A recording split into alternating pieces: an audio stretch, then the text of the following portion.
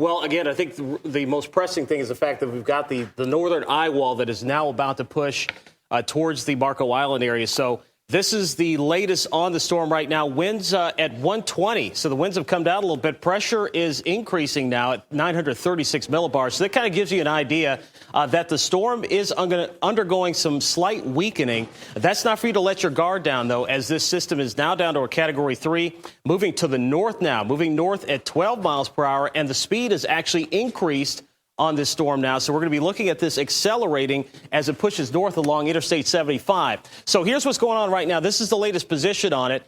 Just to the south of Marco Island. It's going to continue moving northward here, heading up towards the coastal areas of Lee County and then eventually up into Charlotte County. And you probably saw those pictures and those video of the water that is now being pushed out into the Gulf as a result of those northeasterly winds. So we're going to be seeing that for a while. But I'll tell you, when the storm begins pushing north of the area and we get those winds out of the west and southwest, that's when the water is going to come back, and that's when the big-time surge issues are going to be coming in. So the latest positioning on it takes it northward and eventually pulls the storm northward across Cape Coral, then eventually up towards the Port Charlotte area, and then getting up into Sarasota County, northward to areas just east of Tampa, and then eventually moving northward into the Big Bend region in the eastern panhandle here by later on tonight into early tomorrow morning. So this is the latest projection on it, and it's with that eye wall basically going from Southwest Collier all the way basically up the coast. We're going to be looking at damaging winds all the way along that path here with the eye wall. Let's take a look at the current radar, if you will, so we can get an idea of exactly what's going on. Let's go to the radar if we can, and I'll show you where the eye is currently. And you can see there it is right there. Now, notice that it does not look like a full ring like we've been seeing with these radar images the past several days, where we've actually had a full circle showing that eye. Now we're starting to see the bottom part of it getting chopped off, and that's indicative of some dry air that is actually being pulled into the system from the west. There's that trough of low pressure that we've been waiting for to turn this thing northward is now starting to impinge on the western part of the storm. And as a result of that, some dry air associated with that shortwave trough is now starting to pull into the system and is eating away at the southern end of the eye. That does not mean, though, that there aren't strong winds all the way around it. It's just that you're seeing more of the rain on the north side as it lifts northward. So it looks like it is pretty much on top of Marco Island now. It's going to be moving in here in the next 10 to 15 minutes. Southern portions of Collier County, so that places like Achapee, Everglades City, Chokoloskee, going to be dealing with these damaging winds here in the next several minutes. It's going to be moving up into the Naples area within the next 20 minutes or so, up towards I-75, including Golden Gate Estates, and then getting into southern Lee County. I think this will likely be in southern Lee County, potentially as early as 4 o'clock, but by 5 o'clock, we should be looking at hurricane-force winds as far north as southern Lee County. So again, these bands have been pushing northward across the area, and we've seen hurricane-force winds gradually pushing northward in areas that have not seen them yet. So let's widen out the view a little bit to show you what's going on. This is Lee County. You can see the bands that are lifting northward, and there are tropical storm force winds in these, and we're going to gradually see those hurricane force winds begin ramping up as we go into the afternoon and evening hours. I think for the Fort Myers area, we're going to be seeing the strongest winds after dark. So right around dusk or a little bit after that, that's when the strongest winds should start moving into the Fort Myers area.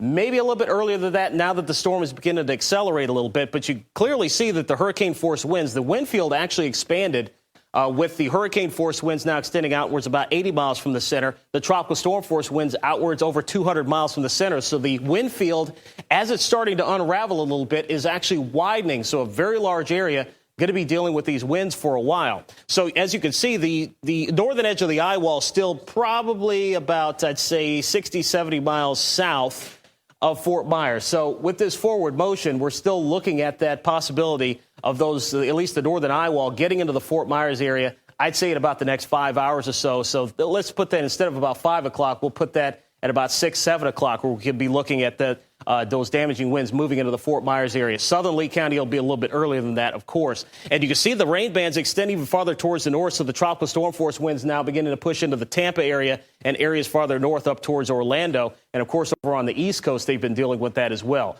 Right now, it looks like, as far as the tornado threat is concerned, that's going to be restricted to mainly areas of the East Coast and off towards the north, where the winds are more easterly and southeasterly. But now we're starting to get those winds changing direction as the center of circulation gets a little bit closer to us. So here are the warnings going on right now. The yellow is the tornado watch that is mainly north of the region, really from Fort Myers northward. But of most importance for us right now is the extreme wind warning. This is what they issue for Category 3 strength hurricanes or higher when they make landfall with those 115-mile-an-hour winds or higher with the extreme wind warning. This is a new product that they issue now. They used to issue tornado warnings for these, but now they've made a special product called an extreme wind warning for the potential for winds above Category 3 strength or higher in gusts or sustained winds as the eye wall begins moving northward. So this is going to be lasting here for the next, I'd say the next hour and a half or so as it moves through southwest Collier County. Heads up for you in Lee County, you're probably going to get an extreme wind warning issued for you within the next couple of hours as the eye wall begins to make progress through southwest Collier, crosses over Alligator Alley, and basically goes right up I-75. So you will be seeing these extreme winds in Lee County within the next several hours. And like I said, timing for southern Lee County possibly as early as about 5 o'clock. Fort Myers, it looks like, and Cape Coral getting around that 6 to 7 o'clock time frame. So getting close to dark, and we're going to be dealing with these howling winds even through the areas after dark and then into later on tonight. So let's widen things out once again and just kind of give you a perspective of what's going on with really the entire big picture. The reds over there, you see the tornado warnings that is going on right now. That's over on the East Coast. And the entire system is going to push north of the area here for tonight. The winds are going to stay high even into tomorrow, but we'll gradually see things improve as we go into the afternoon hours here for tomorrow. So gradually improving conditions there. But again, the eye wall about to get right on top of Marco Island, and that's where we're going to be seeing those winds getting up into that 100 to 115 mile an hour range. Now, we've already had some gusts in the 90 mile an hour range in Chokoloskee, and with the eye, we easily could see winds 100 to 120 miles an hour as this pushes on in. And we saw with some of those live shots, we were getting those winds just whipping around like that with the eye. But I do want to stress this to you. Even though the presentation on the southern end of the eye, so you notice it looks kind of like a crescent moon, the southern edge is not going to have as much rain with it, but the wind is still there. So when this thing lifts northward, you're going to get blasted with rain and wind as the northern eye wall pushes through. But then when the eye comes over, things will calm down a little bit. And then when the southern portion of the eye starts to push in, we will probably not have as much rain due to some of that dry air that's being pulled into the southern part of the circulation, but we'll still have the wind around. And the winds will come from the other direction. And that's where we're really going to start to get that water piling up, particularly in the Lee County and Collier County, as that starts to lift northward across the area. So the surge actually should start rising here across the coastal sections of Collier County right now. But then we're going to see a sustained surge with those southerly winds, those onshore winds that are going to continue for a while. Again, I do want to stress the storm surge potential. What you're looking at here is the height above ground level. So basically, it doesn't matter where you are. We're talking from the ground up is how much we're looking at a high water rise. And in the areas in red, 9 to 15 feet. That's how high the water could potentially get in these particular areas. And this is going well inland here in southwest Collier, all the way up about 10 to 12 miles inland. Let's take a look at Lee County to show you exactly what the storm surge is looking like. Now, the winds are coming out of the east and northeast, so the water is basically being pulled out this way, and that's why it looks like the storm is sucking the water out. That's not really what's happening. The winds are coming out of the east and northeast, and that, as a result, parallel to the Caloosahatchee, is pulling that water and bringing it out. It's basically like if you had a pan of water and you took like your leaf blower and basically blasted the water into the pan of water, it would push all that water over on the other side. You turn the leaf blower off, the water is going to come back. And that's what's going to happen later on tonight, especially when the winds come back from the other direction. We're going to start to see all that water that came out. It's going to start getting pushed back in. And this is where we're going to be looking at big-time surge here, 9 to 15 feet for Sanibel. Anywhere that you see in red, all the way up to Caloosahatchee, almost all the way up towards US 41, San Carlos Park. Now, this is worst-case scenario at max tide.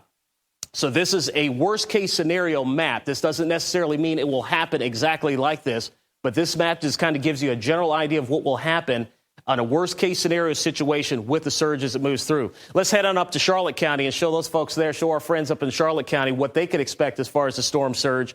And in and around Charlotte Harbor, same story. All that water, once that storm especially begins to lift northward, we're going to start to see those winds coming in out of the west, and we're going to be getting all kinds of storm surge flooding there in and around Port Charlotte, Punta Gorda, all the way southward, all the way up towards Harbor Heights, up the Peace River. Sarasota County, let's take a look at Sarasota County really quickly and show you what we're looking at as far as water rises. And as you can see, they're anywhere from about 1 to 3 feet above ground in and around Minnesota Key and out towards Englewood and Venice and places like that. So we're still looking at that large amount of storm surge potential for the entire southwest Florida coast, particularly in a prolonged fashion as the storm begins lifting northward and we get more of those winds out of the west as the storm begins lifting northward up towards the Tampa area. Rainfall amounts, we could easily see 15 inches out of some of these bands, although it looks like the rain on the southern end of the storm is beginning to shut down a little bit due to some of that drier air being pulled in. So the heaviest of the rain is going to be falling east of the center, north of the center. You get south of the center of circulation, the rain starts to come down a little bit, but the wind keeps going. And we're looking at an additional perhaps 5 to 7 inches, some spots a little bit more than that, and that is going to cause some flash flooding. We've already seen some flash flood warnings issued. It's not out of the question. We could certainly see some more here as we go throughout the overnight hours. Spaghetti plots, to kind of give you an idea of what the track really has not changed much. It's been shifted east, it's been shifted west a little bit, but really we're kind of at the point now where we know where this thing is going to go, and we're going to be looking at that track basically right up the coast of southwest Florida all the way as we get into the evening hours up towards the Tampa Bay area. So here are the spaghetti plots now, pretty much locked in on the Naples area in the coastal portions of Collier County. And then as we go towards the north, as we go through time, pretty much right through Lee County, Bonita Springs. So it follows the track pretty much exactly what we're expecting here, up into Charlotte County, then eventually into Sarasota County, Manatee County, and then into DeSoto County and off towards the north. And as we get into the nighttime hours, this is going to be approaching Tampa and then pushing northward from there into the eastern ports of the Panhandle. We do expect significant weakening, though, especially once it gets north of Tampa, as the upper-level shear associated with that shortwave trough I was telling you about, those westerly winds aloft, are going to start to weaken the storm more rapidly. But we're going to be looking at a damaging wind threat even as far north as Atlanta. So Atlanta and East Alabama are going to be dealing with potential for wind even as far east as South Carolina. So this is not going to be just a Florida event. It's going to be heading up towards the north as well. So these are the forecast wind gusts through this afternoon. Things are really going to start ramping up like we're seeing right now. 100-mile-an-hour wind gusts now, at least near that in parts of Collier County. But as we go through time, those 100-mile-an-hour wind gusts are going to start spreading up towards Fort Myers, right around dark, Cape Coral, and then out eastward, of course, to for our friends out in LaBelle, for instance. Although it looks like for our inland counties, the winds sustained are not going to be as strong as near what we're going to be looking at with the center of the circulation, but we are going to be seeing some gusts as we go through the overnight hours and into the early morning hours here for tomorrow. So, again, the wind gusts that we've seen so far, and I'll kind of back out of the way so you can see this, 61 miles per hour at Page Field, so we're starting to get well into that tropical storm force range. Naples now at 81-mile-an-hour wind gusts, Punta Gorda at 48 miles per hour, and the Tampa area is still below tropical storm force, although the tropical storm force winds will start pushing into that area here by this afternoon. So we're really starting to see things pick up here across parts of southwest Florida. So really to recap, let's go back to the radar so we can show you where the eye of the storm is right now, at least what's left of it. It is starting to get eroded a little bit, but there's still that northern eye wall that is still there. Let's go over the radar and show you. There it is there. The course this morning, it went through the Keys. It is now leaving the Keys. And notice you're not seeing much rain on the southern end of the storm. There is dry air, like I said, that is over the Gulf, that is being wrapped into the circulation and eating away the moisture on the south side of the storm. So once the system passes the area, once Irma moves to the north, and you start getting those westerly winds, you're probably not going to see much rain. You'll see a few showers, but it won't be nearly as heavy and steady as what we're seeing right now ahead of this eye wall as it pushes northward. So again, these bands are going to be really bringing down some of those stronger winds, particularly ahead of the eye wall up into Lee County. So where we're getting these tropical storm force winds, it's with these bands that continue to rotate northward. But the really extreme winds, where we have the extreme wind warning in effect, Chokoloskee, it's almost right on top of you, Everglades City, out towards Goodland, and Marco Island. These are the areas that are going to be seeing these damaging winds with this eye wall as it pushes northward. And we're looking at a couple of hours, perhaps, of these type of winds, maybe even a little bit more than that, where we're going to have these steady winds in the 100-mile-per-hour range-ish on either side. So just prepare for that. It's going to be a little while. And, of course, even after this goes by, the winds are going to stay high through the overnight hours and into early tomorrow. So this is going to be a prolonged wind event. It's also going to be a prolonged storm surge event as well. So with the current motion on it, northward at about 12 miles per hour, this is a time of arrival for you so you can get an idea of exactly where the northern eye wall is going to be progressing through your particular neighborhood. So we go to Marco Island at 221, getting down towards Royal Palm Hammock at about 331, Everglades at 234, and towards the Belmead area at 236. By the way, Belmead is where Hurricane Wilma made landfall back in 2005. So again, this is what we're looking at with the storm pushing in, those strong winds associated with that eye wall as it moves off towards the north and into parts of Collier County. By the way, Naples, you guys, Golden Gate also going to be seeing this push into your area in about another half hour or so as this continues moving to the north. So let's widen this view back out so you can see exactly what is going on in your particular area. And I'll try to hit all the areas that I can and give you an idea of what to experience. As far as Port Charlotte, Punta Gorda, Fort Myers, Cape Coral, Sanibel, Pine Island, Matlacha, Bonita Springs, Lehigh Acres, Buckingham, Alva, places like that are now seeing the tropical storm force winds really ramp up, particularly with this band that is moving through. Out towards LaBelle, same story. Clewiston, same deal. You're dealing with those tropical storm force winds with the band that is moving through. And you get these really strong winds with the bands. And as Scott was talking about earlier, the reason why you get those strong winds with these bands is a phenomenon called vertical momentum transport. Basically, all that means is the winds are really strong in the upper parts of the atmosphere. Those thunderstorms and those heavy showers that are associated with those bands of rain, there's a lot of movement up and down. That up and down movement helps pull that stronger wind down to the surface, and that's where you get those gusts. You bring the higher winds, the stronger winds from the mid-levels of the atmosphere down to the ground. You get those bursts of tropical storm force winds, and that's what we're seeing with these bands as they move through. So you're going to get these continual bands, and you'll get some stronger gusts with these, but the steadier winds are now starting to push in. So you aren't going to see as many lulls as we saw yesterday and the last night with some of those tropical storm bands that were moving into the area. Now you're going to get more of a steady wind as we get closer to the eye as it pushes through. So again, those areas that I mentioned into Lee County,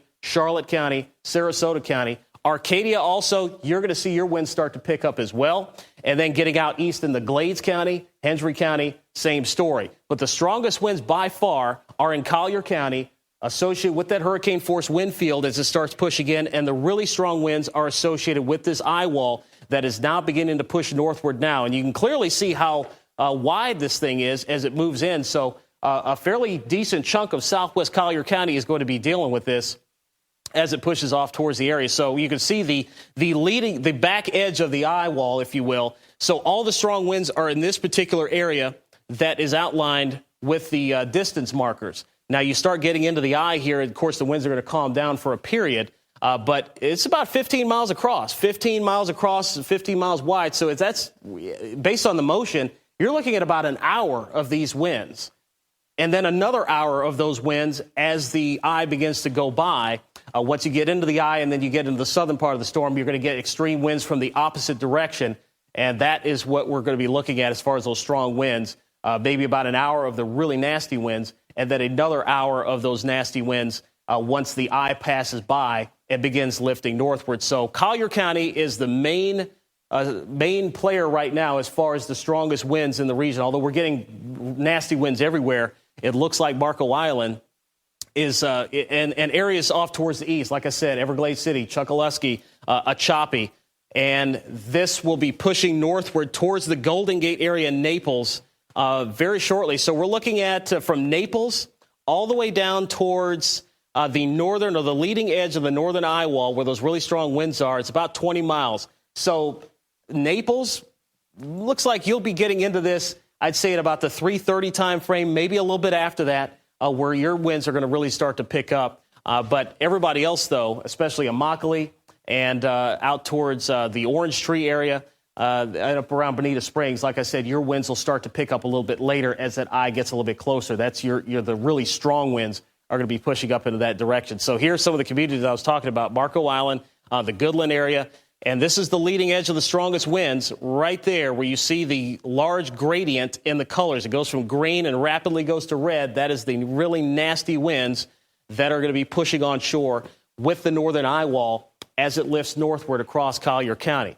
So, again, widening back out, talk about some other areas that we're going to be dealing with this storm here through the evening hours. And like I said, I want to touch on the inland communities as well. So Arcadia up in DeSoto County, you guys are still seeing those bands rotate through. And I think for the Arcadia area, you are still going to be looking at the possibility of some isolated tornadoes as you're still in the favorable area with the winds turning in the upper atmosphere for some rotating storms, although more of the focus of that has been over on the East Coast. But you can see Clewiston there, and then also LaBelle in Glades County with these bands pushing through is where you're going to see some of those tropical storm force wind gusts. And then you're also going to start to get into the hurricane force winds as well as that begins lifting northward. So the winds, like I said, will gradually ramp up, and then we're going to start to see things begin to wind down here by the time we head towards the mid-morning hours here for tomorrow. So a pretty heavy, nasty situation going on across Southwest Florida with those showers and storms associated with the eye wall as it begins lifting northward. And Amy, again, really the biggest thing to take away from this is that you need to shelter in place. Oh, by the way, I do want to mention, even though the eye is calm, right, that doesn't mean that everything's safe and you can go out and start checking things out. You definitely don't want to do that. And I definitely want to stress that is not a time to go out and do that. And there's a false sense of security, especially if you've never been through one of these things. You think that it's all over with. It is not. And the winds are going to come back from the opposite direction. So things that got blown over or were leaned over, I guess you could say, in one direction could easily fall with the winds coming back in the other direction as well. So there's a lot of potential for danger out there when you're talking about these winds picking back up on the backside of the storm. And like I said, the big storm surge issue is going to be also when the storm lifts northward. Can you talk about this, what we're seeing there, this graphic now, Derek? Because it still shows those three things, and then there's one a little more off coast. And anyone who's north of here might be thinking, what does this mean to me? Yeah, that's the Canadian model, so we'll just ignore that one because that's it. But the three plots that you see right there pretty much line up with what the Hurricane Center is going with and what the other global models are agreeing with as well. That tight clustering with the center circulation basically straddling the southwest coast of Collier County. So basically the eye going over Marco Island, pardon me, and eventually Naples, and pretty much going up I-75. So really anywhere coastal Collier, coastal sections of Lee County, and also into Charlotte County, that's where we're going to see that eye wall. And there's going to be just a corridor of strong winds near the I-75 corridor going all the way north. So now it's moving due north. So that's what we're going to be looking at. Right along I-75 is where we're going to be seeing those really powerful winds, triple digits for several hours potentially.